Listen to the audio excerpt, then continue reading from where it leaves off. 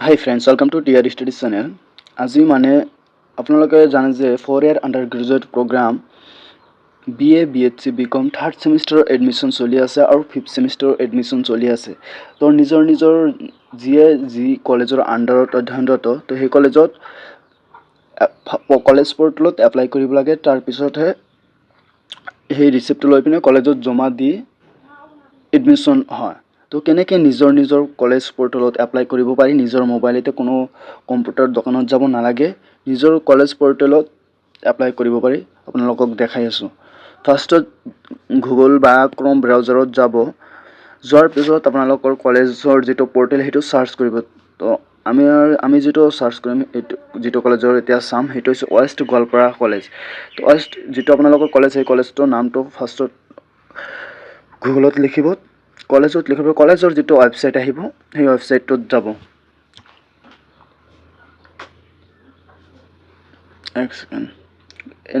এনেকৈ এইটো হৈছে কলেজৰ ৱেবছাইট। এই কলেজৰ এজন ভাইটিক মই এডমিশ্যন এপ্লাই কৰি দেখুৱাই দিম, আপোনালোকে চাব।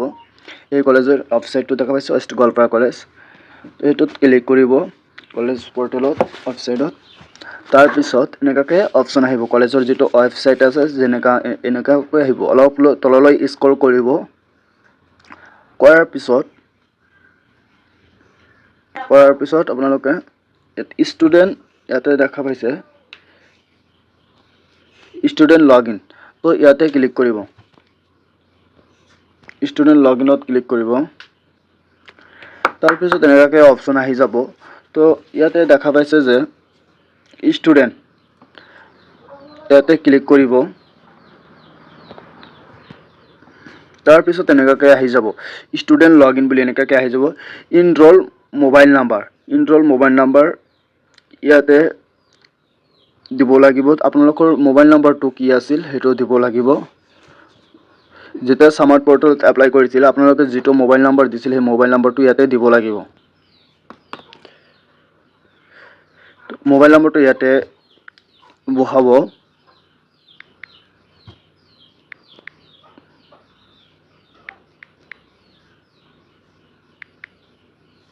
মোবাইল নম্বৰটো দিয়াৰ পিছত পাছৱৰ্ড, আপোনালোকৰ যিটো পাছৱৰ্ড আছে সেই পাছৱৰ্ডটো দিব লাগিব। যেতিয়া পাছৱৰ্ড কি দিছিলে আপোনালোকে, পাছৱৰ্ড যদি নাজানে দেন ফৰগেট পাছৱৰ্ড মাৰি আপোনালোকৰ নিজৰ কি পাছৱৰ্ড আছে সেইটো চাব পাৰিব। তো পাছৱৰ্ডটো যিহেতু আমি জানো, আমি বহাই আছোঁ।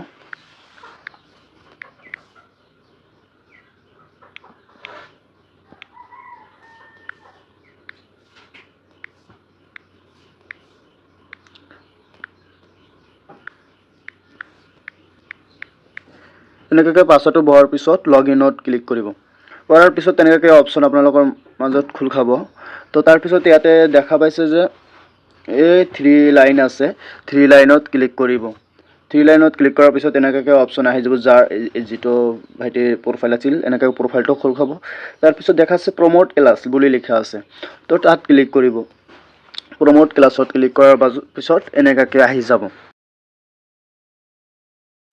আপোনালোকে ইয়াতে দেখা পাইছে আপোনালোকৰ নেমটো দিয়া আছে, প্ৰমোট ক্লাছ দিয়া আছে, সেশ্যন দিয়া আছে, আৰু ক্লাছ ৰোলটো আপোনালোকৰ দিব লাগিব।